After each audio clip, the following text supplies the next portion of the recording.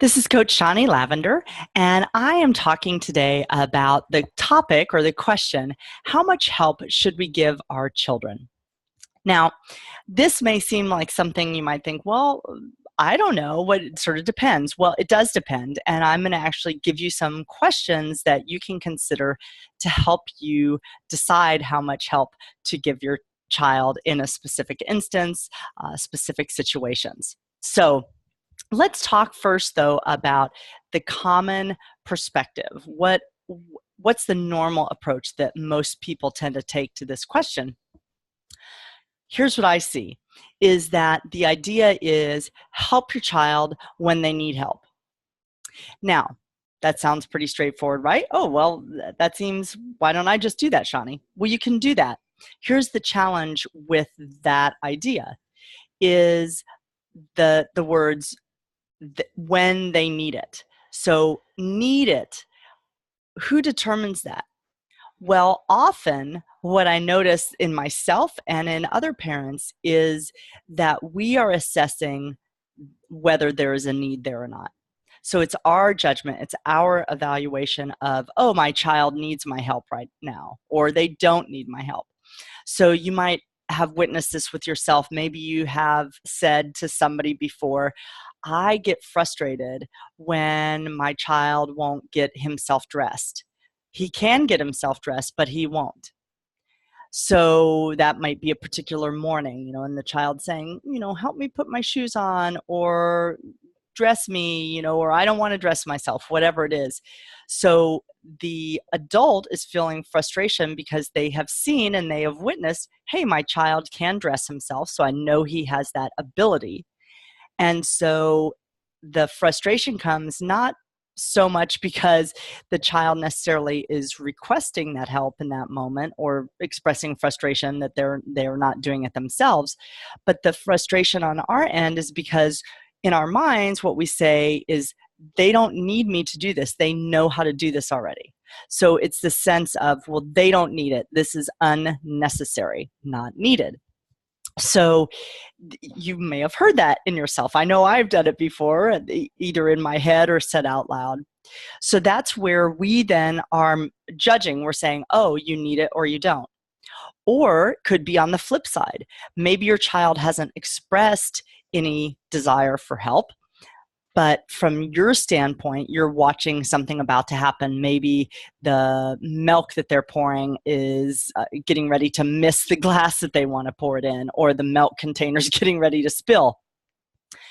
And so you might see from your perspective, oh, they need my help, but maybe they haven't asked for it. So you're again saying, I can see that there's a need here. Your child may perceive it differently. So that's, to me, the challenge with the traditional approach is, oh, I'll help them when they need it. Well, need, like beauty, is in the eye of the beholder. So we're making that judgment call, and that can sometimes, not always, but that can lead us into sticky situations with our children. And so that's why I want to offer you some other approaches that you can take to answer this question for yourself, no matter what the situation is. So the first thing I want to invite you to do, the first question really is, what do you notice? So this is using your skills of observation and understanding. You're looking, you're listening, you might be smelling something, I don't know, maybe something's burning, but you're using your skills to be able to observe and see what's actually going on here. What is the situation? What's the scenario that we're facing right now? With that question, rather, what I want to invite you to do is really check in with yourself after you've observed, or as you're observing, to consider, are there any true concerns you have? Has your child climbed up on an 18-foot ladder and is now trying to get back down, and they've never been up on an 18-foot ladder? That might be something where you really actually feel a true concern, like, this is, and they're four, whatever. So that may be a true concern. It might be something where maybe you just feel a little uncomfortable, like maybe they have climbed up on something a little bit high from your perspective, and so you feel a little bit of concern. Does that mean they actually need help, or does it mean that you feel a little concerned?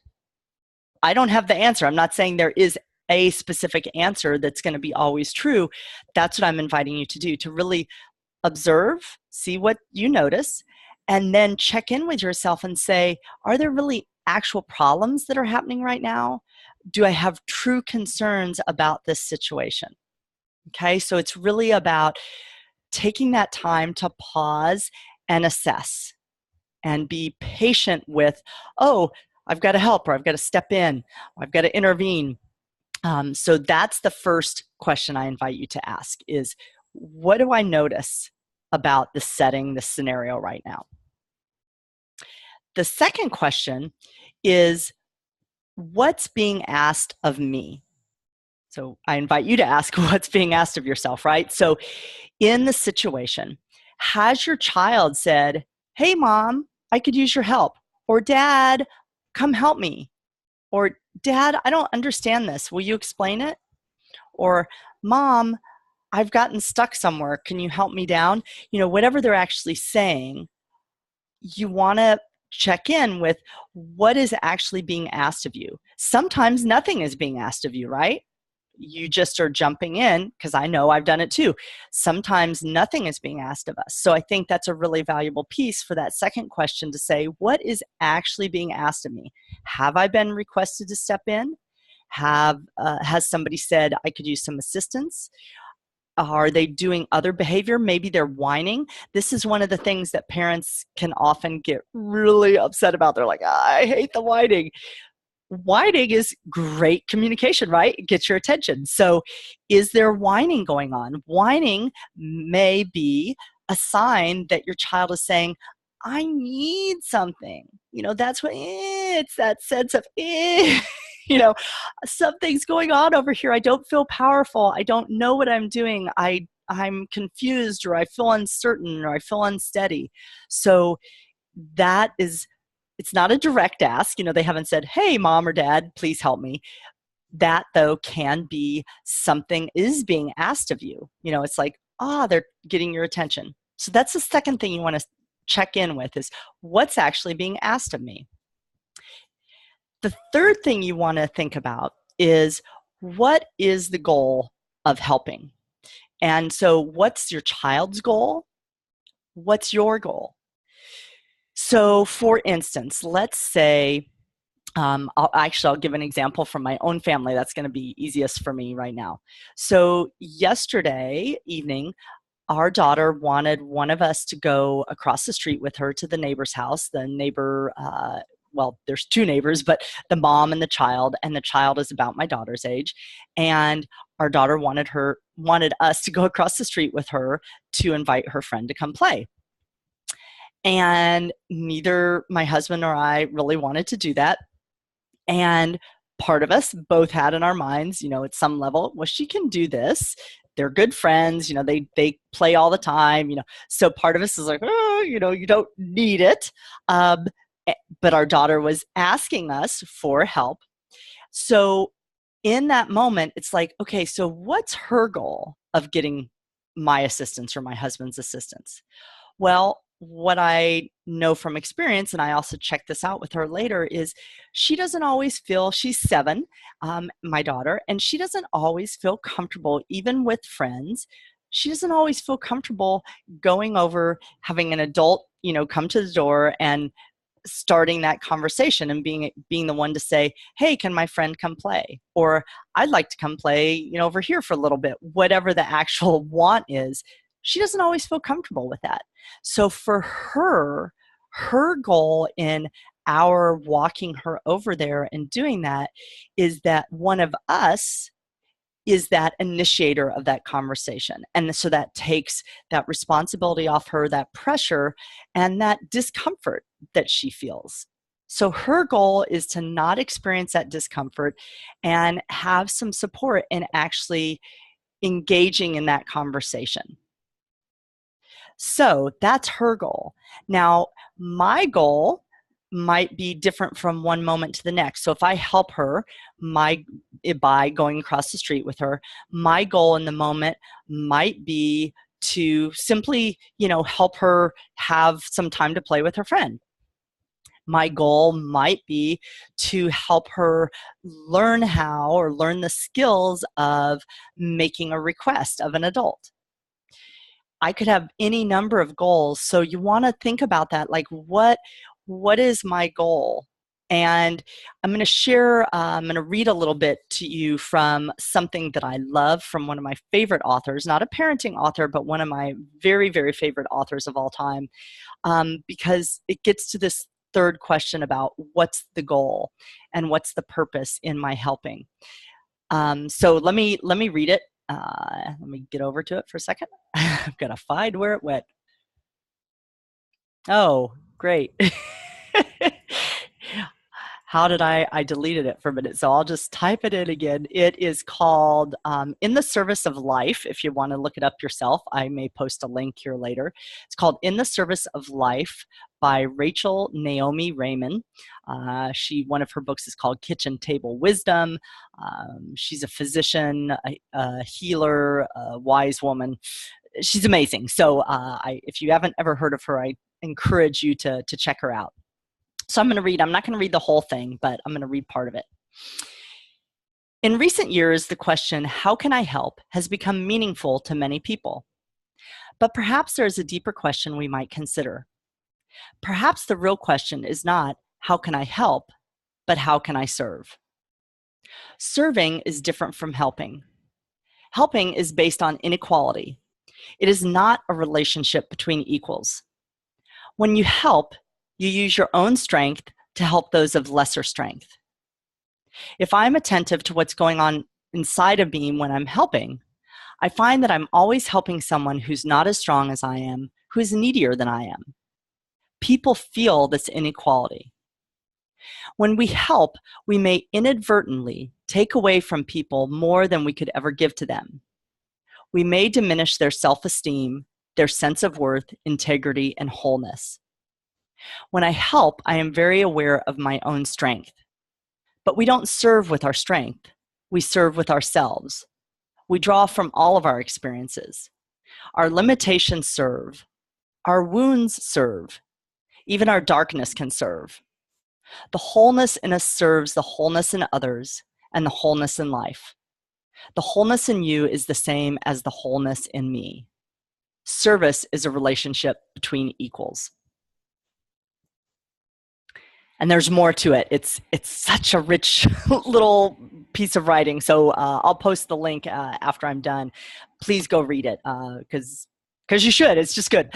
But I put that out there because for me, that's really meaningful. And I use the word help because it's common parlance. So I wanted to use something that we all knew what I was talking about with this video.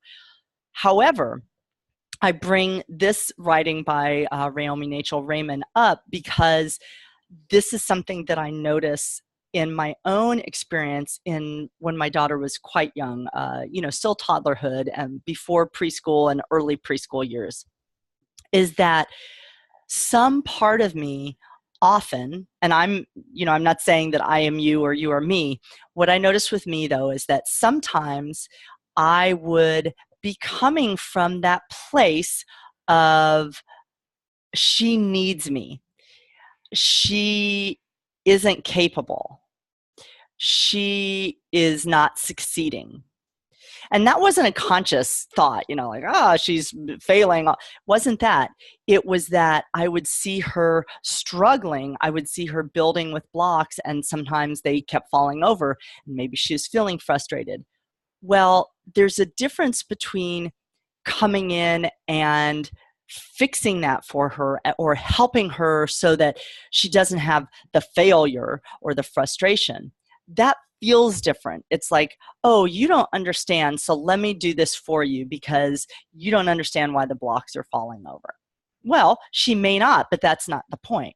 The point is that that kind of stepping forward comes with a certain energy that our children do absorb and experience. And so for me, I became aware after several times of like, oh, wait, was that really what I wanted to do there?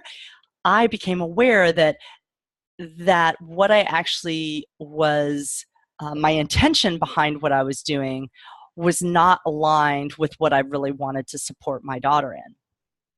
So to me, that's that idea of, can I be of service?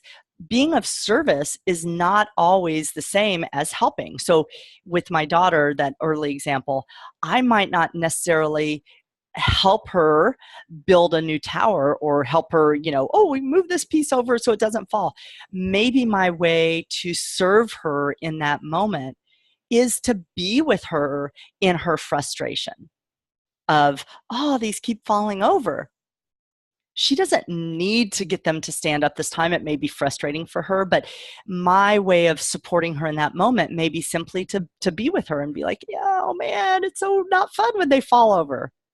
And maybe I also serve her in that moment by, as I'm watching her and observing, going back to that first question and seeing, what's going on.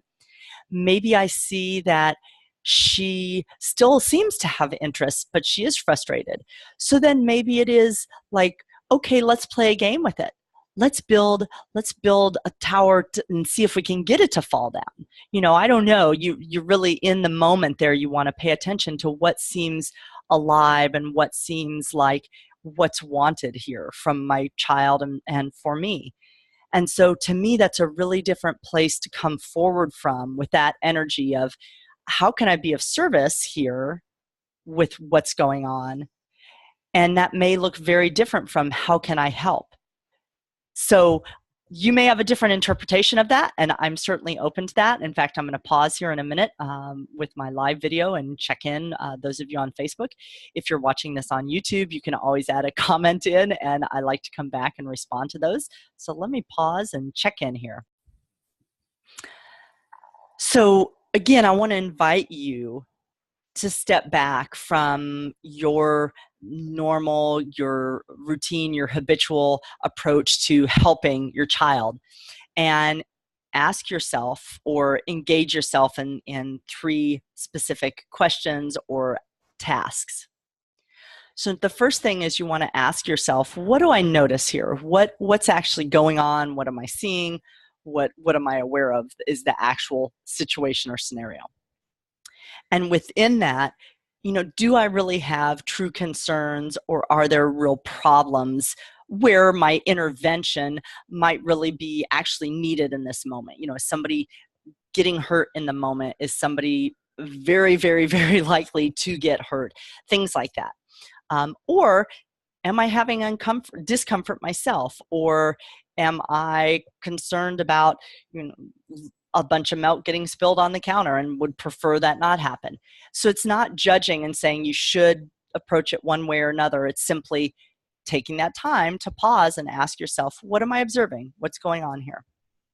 The second thing you want to do is to check in and see what's actually being asked of me. So has somebody directly asked me for assistance or help or input or guidance? Has somebody expressed in some other ways, non-verbally or otherwise, that they really want something?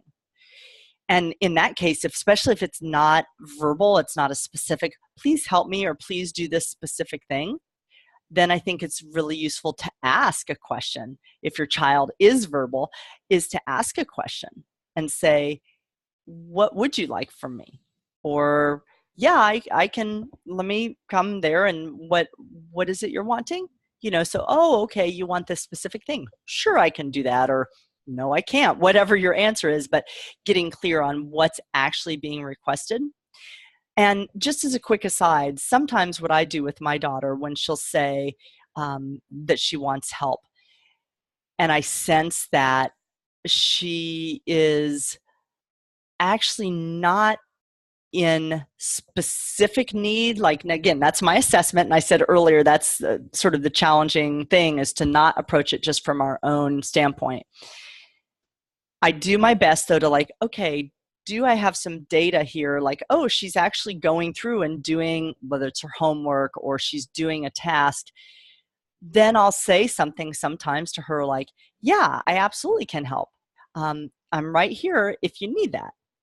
So sometimes I'm simply giving some reassurance, like, yes, I can and I will, if that's actually what you want. because that's what I've observed with her over time, is that sometimes the request comes in advance of when there's a true need from her perspective. So this is where you want to know your own child, and you say, okay, what's actually the way that they do it? So that's what I do sometimes, because again, I have some data that that's actually where my daughter's coming from. The third thing that I want to invite you to ask yourself is, what is the goal of intervening, of helping, of serving, of stepping forward? And specifically, what's your child's goal? What are they actually wanting from you? Are they wanting you to actually do something for them? Do they want you to help them down from a ladder? Do they want you to simply be there next to them, so if they feel uncertain, somebody can go, I believe in you, you can do it. Whatever it is, what's their goal of the help that they're actually requesting? And then what's your goal?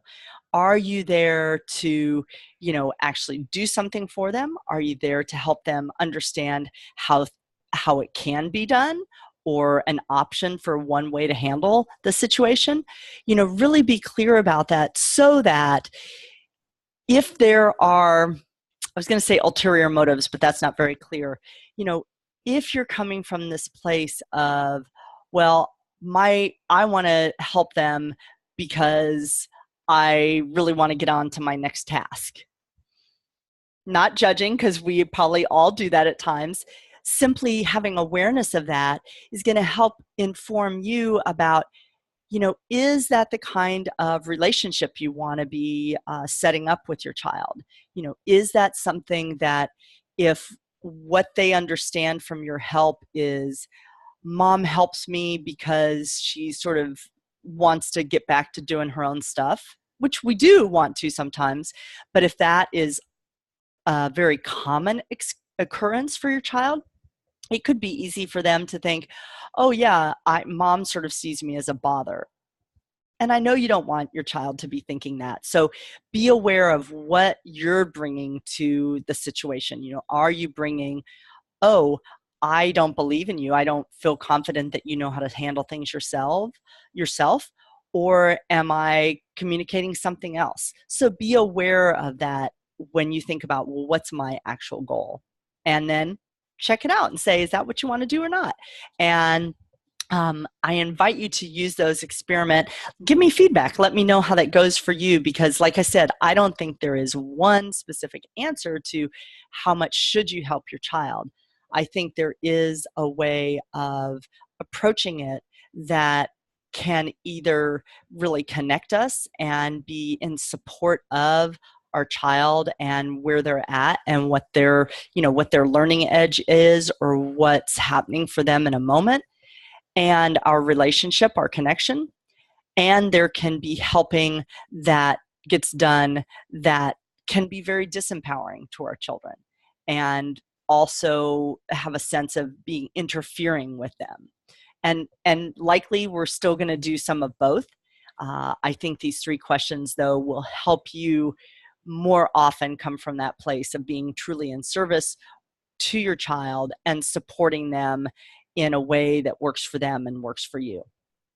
So if you want to learn more or talk more about these kind of conversations about conscious parenting and the day-to-day life, the nitty-gritty of the parenting and family life issues that we bump up against, please find me on Facebook on most Thursdays, and on my YouTube channel. I have 30 or 40 videos, so if you've just found me now, you can go there and check out my other videos. You can also find me in Facebook in the Conscious Moms Circle. That's for moms and dads. It's a closed group for parents who are really striving to parent and live in a conscious, mindful way. So look us up, consider joining, and you can also find me on my website, ShawneeLavender.com. I do one-on-one coaching, courses, classes, and other forms of support, writing and videos. So check those things out. I am Shawnee Lavender, the Conscious Moms Coach, and I appreciate having this time with you today. Thanks so much, and have a great day.